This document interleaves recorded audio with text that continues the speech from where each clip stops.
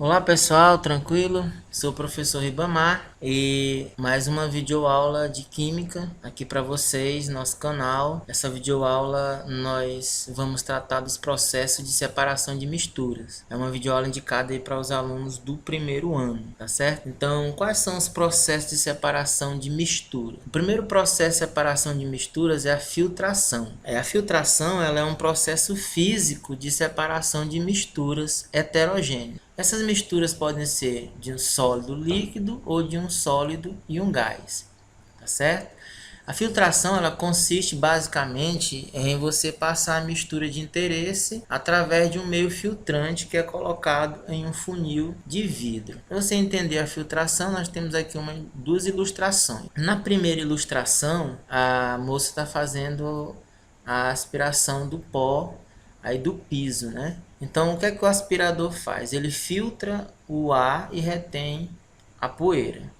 Aqui na ilustração do lado direito, nós temos aqui um coador de café, né? Que ele retém as partículas sólidas do café e a parte líquida passa. Então, a filtração ela pode ser dividida em duas. A filtração simples e a filtração a vácuo. Na filtração simples, nós temos aí uma aparelhagem de laboratório e nós precisamos entender o nome de cada material desse aí para poder compreender o processo de filtração. Então, nós temos aqui um becker, aqui onde vai ficar o líquido que foi separado. Nós temos aqui na parte superior um funil com papel de filtro. O papel de filtro é que vai filtrar a mistura.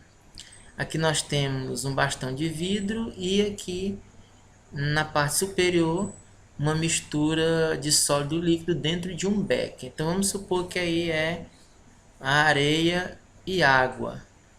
Então quando eu derramar essa mistura aqui dentro do funil, o papel de filtro vai fazer a filtração da areia e a água vai passar pelo filtro, certo? É uma destilação chamada destilação simples. Se eu quero acelerar o processo de filtração, eu faço a filtração a vácuo. A vácuo é porque retira o ar. Então, quais são os equipamentos aqui, os materiais da filtração a vácuo?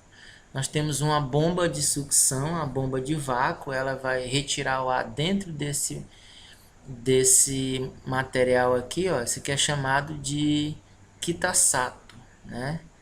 Nós temos aqui em cima do Kitasato o funil de Büchner, onde nós temos a mistura heterogênea. Quando eu ligar a bomba a vácuo, vai criar aqui vai criar uma diferença de pressão, porque o ar vai ser retirado de dentro do Kitasato, e aí vai passar o líquido e o sólido vai ficar retido no funil de Büchner, tá certo?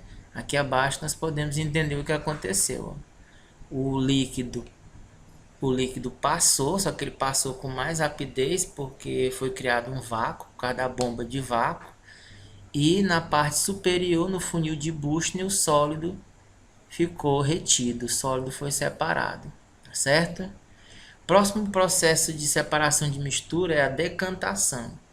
Decantação ela é um processo físico de separação de misturas heterogêneas. Então, assim como a filtração, a decantação ela também separa misturas heterogêneas. Só que na decantação nós temos a separação de misturas heterogêneas de líquido sólido e de líquido líquido. Ela se baseia na diferença de densidade entre seus componentes e no fato de serem insolúveis um no outro. Então aqui nós temos uma aparelhagem, né, onde está sendo feita a decantação. Aqui um suporte universal, aqui na parte de baixo esse recipiente é chamado de becker, esse outro recipiente na parte superior é chamado de funil de bromo, e aqui dentro do funil de bromo nós temos os dois líquidos, né? Um mais denso, que a água, fica na parte de baixo, e o menos denso, no caso o óleo, fica na parte de cima.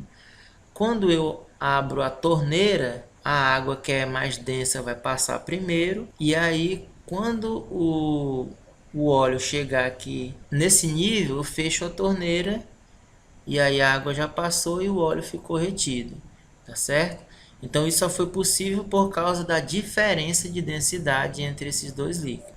A decantação ela também ocorre por meio da sedimentação. Então na sedimentação nós temos uma mistura aqui, por exemplo, de água com barro, né? Água barrenta. Nesse caso, nós deixamos aí a água barrenta ficar em repouso por um tempo bem maior. E aí o barro que é mais pesado fica na parte de baixo e a água que é menos densa do que o barro fica na parte de cima. Nós utilizamos um sifão para fazer a sifonação. Na sifonação vai ser retirado somente a água e o barro vai ficar. Tranquilo? E se nós quisermos acelerar a decantação, aí nós temos que usar uma centrífuga. A centrífuga consiste em acelerar o processo de decantação. Então aqui o esquema de uma centrífuga. Nós temos aqui um suporte bem no meio, onde vai ficar a ele fixado dois tubos de ensaio. Nesses tubos de ensaio tem a mistura de um líquido e um sólido. O suporte vai começar a girar com muita rapidez e o sólido vai ser separado do líquido, certo? Destilação. Destilação é o terceiro processo de separação de misturas. A destilação ela pode ser dividida em dois, que é a destilação simples e a destilação fracionada. A destilação ela é um processo físico de separação de misturas homogêneas. Então, a destilação ela separa misturas homogêneas. É diferente da filtração, diferente da decantação. Na filtração e decantação são misturas heterogêneas. Sal e água, água e açúcar, e etc.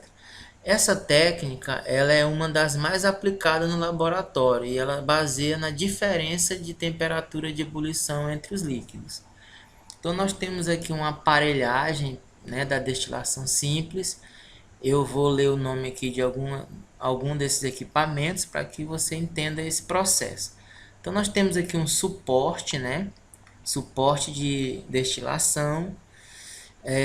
Aqui do lado esquerdo, abaixo nós temos um bico de Bunsen, nós temos um pouco mais em cima do bico de Bunsen a tela de aquecimento, aonde vai ficar o balão de destilação.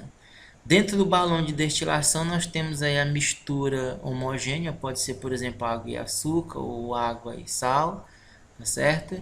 Aqui na parte do meio nós temos aí o condensador.